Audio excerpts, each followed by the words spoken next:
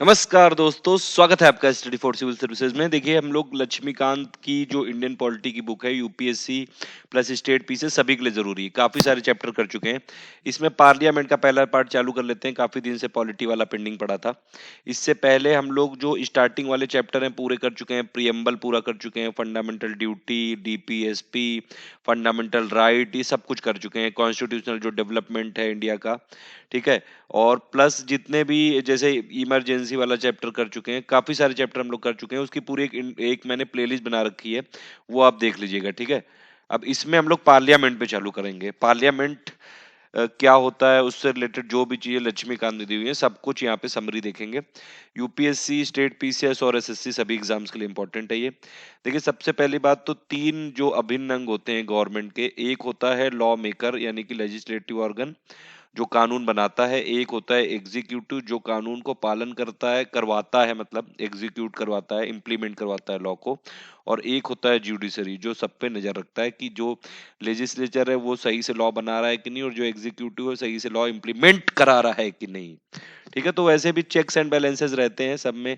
मतलब कोई भी एक जो आपका ये तीन ऑर्गन है, इनमें से कोई भी एकदम से सुप्रीम नहीं है।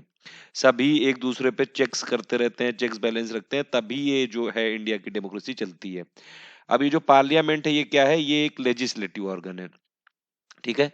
यानी कि कानून बनाने वाला ऑर्गन है ये, ठीक है। यहाँ पे कानून बनते हैं, ठीक है। ये समझ में आ गई बात।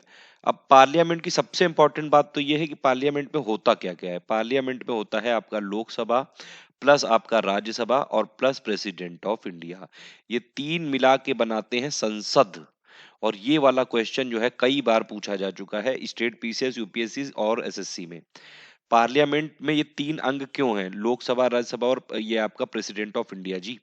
देखिए, पहली बात तो ये है कि अगर कोई आपको लॉ बनाना है तो किसी भी हाउस से पास कराना पड़ेगा, या तो लोकसभा से, तो फिर उसके बाद फिर राज्यसभा से भी पास कराना पड़ेगा। अगर राज्यसभा से तो फिर उसके बाद लोकसभा से भी कराना पड़ेगा। लेकिन कोई कानून तब तक नहीं बन सकता है जब तक कि जो हमारे राष्ट्रपति जी हैं वो उस पे साइन ना कर दें। तो साइन नहीं करेंगे तब तक वो बना नहीं सकते हैं लॉ। इसीलिए जो पार्लियामेंट है यानी कि लॉ बनाने वाली बॉडी, यानी कि कानून बनाने वाली बॉडी, जब तक कानून ही नहीं बन पा रहा है तब तक वो कैसे वो अंग होंगे? ठीक है, तो इसीलिए लोकसभा भी है, राज्यसभा भी है, और प्लस ये प्रेसिडेंट ऑफ इंडिया, तीनों मिला के बनाते हैं संसद। ये बात समझ में आ गई। अब देखिए, इंडिया की जो आपकी संसद है, प्रणाली है, ये पार्लियामेंट्री फॉर्म है। पार्लियामेंट्री का मतलब होता है कि जो एग्जीक्यूटिव होते हैं और जो लेजिस्लेचर होते हैं वो एक दूसरे पे इंटरडिपेंडेंट होते हैं। देखिए, हमारे यहाँ के एग्जीक्यूटिव कौन हुए? या प्रेसिडेंट हो गए, ठीक है, प्राइम मिनिस्टर हो गए, मिनिस्टर हो गए, ठीक है, क्योंकि सभी जो डिसीजन है वो तो प्रेसिडेंट के नाम पे लिए जाते हैं। अच्छा, प्रेसिडेंट और वाइस प्रेसिडेंट का भी मैं पूरा बना चुका हूँ, गवर्नर का भी बना चुका हूँ, वो भी आप देख लीजिएगा। अब देखिए, इंडिया में मैं बता रहा था आपको पार्लियामेंट्री का मतलब क्या है कि जो एग्जीक्यूटिव है, लेजिस्लेचर है, वो एक दूसरे पे इंटरडिपेंडेंट है। और जो एग्जीक्यूटिव है वो एक्चुअली लेजिस्लेचर से ही निकलते हैं, क्योंकि जो हमारे यहाँ एमपी है, देखो लेजिस्लेचर कौन है? वो है एमपी यानी कि संसद। वही संसद तो बनते हैं ये पीएम और मिनिस्टर, ठीक है। वही उन्हीं में से तो एक संसद होता है पीएम और मिनिस्टर। ये वाली बात समझ में आ गई? अच्छा, पीएम वाला भी हम लोग देख चुके हैं, ध्यान रखिएगा आप, सीएम वाला भी देख चुके हैं, ये सब हो चुके हैं।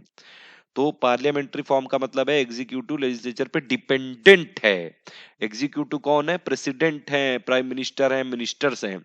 ये सेंट्रल लेवल पे हो गए, और आपके स्टेट लेवल पे कौन हो गए? सीएम जी हो गए, प्लस आपके गवर्नर जी हो गए, और प्लस आपके मिनिस्टर्स हो गए, ठीक है। जो अच्छा, एक बात बताइए, सेंट्रल एग्जीक्यूटिव में कौन कौन आता है? ये मैंने बहुत डिटेल में बताया, तो और एक आपको रटा होना चाहिए। और दूसरी बात की स्टेट एग्जीक्यूटिव में कौन कौन आता है, ठीक है। तो ये जो है, ये दोनों देखिए, जो संसद होते हैं वही तो बनते हैं मंत्री और प्रधानमंत्री। वैसे ही जो एमएलए होते हैं यानी कि विधायक होते हैं, वही तो बनते हैं आपके जो स्टेट के यानी कि राज्य के मंत्री और मुख्यमंत्री, ठीक है। तो पार्लियामेंट्री फॉर्म का मतलब हो गया दोनों एक दूसरे पे डिपेंडेंट है। और जो एग्जीक्यूटिव है वो लेजिस्लेचर को रिस्पॉन्सिबल है, क्योंकि लेजिस्लेचर अगर नहीं, अगर ये रिस्पॉन्सिबल होगी तो लेजिस्लेचर उसको निकाल देगी। ये एक बेसिक फॉर्म, मतलब बहुत बेसिक सा फॉर्मूला बताया है मैंने, बाकी डिटेल में डिस्कस करेंगे लक्ष्मीकांत का जब हम लोग पार्लियामेंट्री वाला चैप्टर लेंगे। फिर इसको बोला जाता है कि वेस्टमिंस्टर मॉडल। इसका क्या मतलब है? क्योंकि हमने जो पार्लियामेंट्री सिस्टम लिया है वो ब्रिटेन से लिया है, सब कुछ ज्यादातर चीजें हमने ब्रिटेन को कॉपी की हैं। और वहां पे जो इनकी ये पार्लियामेंट थी वो वेस्टमिंस्टर करके जगह पे थी, इसीलिए हम इसको बोलते हैं वेस्टमिंस्टर मॉडल, ठीक है। ये जो इसके प्रोविजंस है जितने भी पार्लियामेंट के, आर्टिकल 79 से लेके 122 तक, जो कि पार्ट 5 में ये आपके पूरे डिफाइंड है। ठीक है, अब देखिए मैंने आपको बताया कि पार्लियामेंट में क्या क्या आता है। लोकसभा आता है और आपका राज्यसभा आता है और प्लस प्रेसिडेंट ऑफ इंडिया आते हैं। देखिए, जो लोकसभा का नाम था आपका क्या था, पहले हाउस ऑफ पीपल था, फिर इसको लोकसभा का हिंदी नाम दिया गया 1954 में। बहुत इंपॉर्टेंट चीज है, ये जीके का पार्ट हो सकता है। उसके बाद जो राज्यसभा का आपका नाम है वो क्या है, वो है काउंसिल ऑफ स्टेट्स। ठीक है, काउंसिल ऑफ स्टेट्स नाम था इसका इंग्लिश में, क्योंकि जब ब्रिटिश थे तब हमारे यहाँ सब इंग्लिश टर्म से चलते थे। लेकिन 1954 में हमने हिंदी में नाम अडॉप्ट किया, उसका नाम रखा गया राज्यसभा। ठीक है, राज्यसभा मतलब जो हिंदी वाला नाम है, दोनों राज्यसभा और लोकसभा हमने 1954 में अडॉप्ट किया। ये एक बात समझ में आ गई। अब देखिए लोकसभा और राज्यसभा में थोड़ा थोड़ा डिफरेंस देख लेते हैं, बेसिक डिफरेंस। देखिए लोकसभा क्या है, लोकसभा वो है जहां पे आप लोग जो भी एमएलए आपके सॉरी एमपी जो होते हैं चुने हुए लोग आते हैं। इसको बोलते हैं लोअर हाउस या फिर इसको बोलते हैं फर्स्ट चैम्बर। फर्स्ट चैम्बर क्यों, क्योंकि इंडिया एक डेमोक्रेसी है और सबसे पहले जो पहली बात तो डेमोक्रेसी में सत्ता जो होती है वो लोगों के हाथ में रहती है। ठीक है, इसको इसीलिए पॉपुलर हाउस भी बोलते हैं, क्योंकि यही पॉपुलर वोट के थ्रू जो लोग इलेक्ट होके आते हैं, संसद बनते हैं, मेंबर ऑफ पार्लियामेंट बनते हैं, वो लोकसभा में आते हैं। ठीक है, और राज्यसभा में क्या है, राज्यसभा आपका अपर हाउस है, मतलब जो लोग डायरेक्टली इलेक्टेड नहीं हो जाते हैं, इसीलिए इसको बोलते हैं हाउस ऑफ एल्डर्स। इसीलिए राज्यसभा में आपको एंट्री की भी जो एज है वो ज्यादा है। बताइए जल्दी से, राज्यसभा और लोकसभा में क्या क्या एज है, मैं तो सब बताऊंगा ही। ठीक है, इसको बोलते हैं सेकंड चेम्बर। तो ये बात समझ में आ गई, आपके भेजे में घुसी ये बात। लोकसभा क्या है, लोअर हाउस है, और राज्यसभा क्या है, अपर हाउस है। लोकसभा को बोलते हैं फर्स्ट चेम्बर, क्योंकि लोग चुनते हैं, हमारे जो रिप्रेजेंटेटिव होते हैं, रिप्रेजेंटेटिव, क्योंकि जो हमारी डेमोक्रेसी है वो रिप्रेजेंटेटिव डेमोक्रेसी है। हम अपने डिसीजन खुद नहीं लेते हैं जाके, हमारे रिप्रेजेंटेटिव जो है मेंबर ऑफ पार्लियामेंट यानी कि संसद सांसद जो हैं वो जाते हैं, वो हमारे बिहाफ पे डिसीजन लेते हैं, हमारे बिहाफ पे लॉ बनाते हैं। हमारे जो पॉपुलर वोट से वो इलेक्ट होके जाते हैं, इसीलिए इसको बोलते हैं पॉपुलर हाउस, यानी कि लोअर हाउस, यानी कि लोकसभा। और ये नाम कब अडॉप्ट किया गया था, 1954 में, याद रखिएगा। ठीक है, राज्यसभा क्या है, अपर हाउस है। जो मतलब देखिए इसमें क्रिटिसिज्म भी होता है, इसलिए कि जो लोग जैसे कई सारी पार्टियों में अगर लोग इलेक्ट नहीं हो पाते हैं तो उनको राज्यसभा की सीट दे दी जाती है, सिंपल सी बात है ये। इस हाउस ऑफ एल्डर्स बोलते हैं, मतलब। और या फिर इसमें जैसे इसमें जो प्रेसिडेंट ऑफ इंडिया है 12 लोगों को नॉमिनेट कर देते हैं, तो बहुत सारे जो आर्ट एंड कल्चर वाली फील्ड्स हैं, मतलब एक डाइवर्सिटी रखने के लिए यहाँ पे उनको यहाँ पे इनकी सीट मिल जाती है। ठीक है, सेकंड चैम्बर बोलते हैं इसको। तो ये एक बात समझ में आ गई, इसको भेजे में घुसी वाली बात। चलो और आगे चलते हैं। फिर देखिए क्या है कि जो राज्यसभा है ये क्या रिप्रेजेंट करता है, राज्यसभा रिप्रेजेंट करता है, इसको नाम भी क्या था, काउंसिल ऑफ स्टेट। तो ये रिप्रेजेंट करता है जितने भी स्टेट प्लस यूनियन टेरिटरीज हैं उनको एज अ होल रिप्रेजेंट कौन करता है, राज्यसभा। ठीक है, और जो लोकसभा है ये किसको रिप्रेजेंट करता है, ये पीपल एज ए होल, मतलब जितने भारत के लोग हैं उनको टोटल मिला के कौन रिप्रेजेंट करेगा, लोकसभा। क्योंकि जो हमारे रिप्रेजेंटेटिव हैं वो यहीं पे बैठे हुए हैं। ठीक है, राज्यसभा में क्या है, वो स्टेट और यूनियन टेरिटरीज को एज अ होल रिप्रेजेंट करता है। समझ में आ रही है बात, तो ये बात बहुत इंपॉर्टेंट है। उसके बाद आप और आगे चलें तो अब देखिए मैंने आपको बताया कि जो प्रेसिडेंट होते हैं, राष्ट्रपति जी होते हैं, वो एक इंटीग्रल पार्ट होते हैं संसद का, यानी कि पार्लियामेंट का। अब उनसे रिलेटेड कुछ यहाँ पे फैक्ट दिए हुए थे, मैंने उनको यहाँ पे थोड़ा सा वैसे दे दिया है आपको फ्लो चार्ट के फॉर्म में। पहली बात तो ये कि प्रेसिडेंट किसी भी हाउस के मेंबर नहीं होते हैं, मतलब प्रेसिडेंट ना राज्यसभा के मेंबर होंगे ना लोकसभा के मेंबर होंगे। अगर ऐसा कोई बंदा प्रेसिडेंट इलेक्ट हो गया तो उसको वो सीट छोड़नी पड़ेगी। पहली बात समझ में आ गई।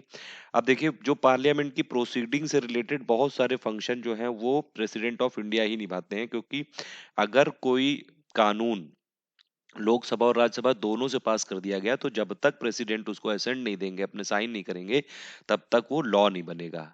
ठीक है, एक्ट तब तक वो लॉ नहीं बनेगा। समझ में आ गई ये बात। उसके बाद ये है कि आपको जो भी देखिए प्रेसिडेंट, मान लीजिए पार्लियामेंट को समन करना है, ठीक है, बुलाना है, कब सेशन बुलाना है, उसके बाद प्रोरोग करना है। एडजर्नमेंट होता है कि मतलब बस उस पर्टिकुलर डे का अगर मतलब शट डाउन होता है उस पर्टिकुलर डे का। लेकिन प्रोरोग जब करते हैं, देखो एडजर्नमेंट कौन करेगा, स्पीकर करता है कि बस आज की जो कार्रवाई है वो स्थगित कर दी जाती है, आज का मतलब एडजर्न हो जाता है, एडजर्न फॉर द डे होता है वो। लेकिन जो प्रोरोग होता है मतलब पूरे सेशन को कर दिया जाता है इंडेफिनिट टाइम के लिए। वो कौन करेंगे? वो प्रेसिडेंट ऑफ इंडिया ही करेंगे। फिर लोकसभा को डिसॉल्व करना है तो वो कौन करेंगे? प्रेसिडेंट ऑफ इंडिया करेंगे। लोकसभा को एड्रेस करना है तो वो कौन करेंगे? प्रेसिडेंट ऑफ इंडिया करेंगे। तो इसीलिए इतने ज्यादा इनके महत्वपूर्ण फंक्शन है, इसीलिए ये इंटीग्रल पार्ट है। और दूसरी बात ये कि जब सेशन नहीं चल रहा होगा तो जो ऑर्डिनेंस होता है, अध्यादेश होता है, वो कौन लाएगा? वो तो प्रेसिडेंट ही लाएंगे ना। ठीक है। प्रेसिडेंट लाते हैं आर्टिकल 123 के तहत आपके ऑर्डिनेंस, और गवर्नर लाते हैं 213 के तहत। ये मैं कई बार बता चुका हूँ, अभी सीजीपीसीएस में क्वेश्चन आया था डायरेक्टली। उसके बाद देखिए एक चीज ये समझिए कि एक है ब्रिटिश मॉडल और एक है आपका यूएसए मॉडल। यूएस में क्या होता है? यूएस में जो प्रेसिडेंट है वो अलग है। ठीक है। कांग्रेस अलग है, जो लॉ बनाने वाली बॉडी है वो अलग है। लॉ बनाने वाली में कौन कौन है? एक है सीनेट आपका जो हो गया, और एक है आपका हाउस ऑफ रिप्रेजेंटेटिव। ठीक है, ये बात समझ में आ गई? देखिए सीनेट जो है ये अपर हाउस है, मतलब यहाँ के राज्यसभा के पैरेलल है वहाँ का सीनेट। और जो हाउस ऑफ रिप्रेजेंटेटिव है वो लोअर हाउस है। तो यहाँ पे जो लॉ बनाते हैं यूएस में वो ये कांग्रेस बनाती है सिर्फ। ठीक है। और ये प्रेसिडेंट अलग है, मतलब उसको इससे ये दोनों का सेपरेशन ऑफ फंक्शन वाला वहां चल रहा है कॉन्सेप्ट। समझ में आ रही है बात ये? और जो जैसे ब्रिटिश में क्या होता है, ब्रिटेन में क्या होता है? ब्रिटेन में बिल्कुल इंडिया की तरह ही है, क्योंकि इंडिया ने ब्रिटेन से लिया है। एक तो है क्राउन जो यहाँ पे प्रेसिडेंट के पैरेलल है। ठीक है।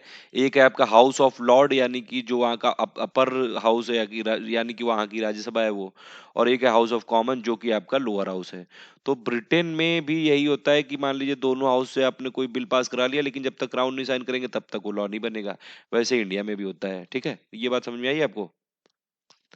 मतलब देखिए यहाँ पे एक ये बात समझने की कोशिश करिएगा कि जो यूएस में है, ऐसा नहीं कि मतलब वहां पे बिल में कोई प्रेसिडेंट साइन नहीं करते हैं, वो तो साइन करेंगे ही। लेकिन जो प्रेसिडेंट है उनको कांग्रेस का कॉन्स्टिट्यूएंट पार्ट नहीं माना जाता है। जैसे इंडिया में राष्ट्रपति जी हैं जो प्रेसिडेंट ऑफ इंडिया है, वो पार्लियामेंट का एक अभिन्न अंग है, वो पार्लियामेंट का एक बहुत मोस्ट इंपॉर्टेंट पार्ट है।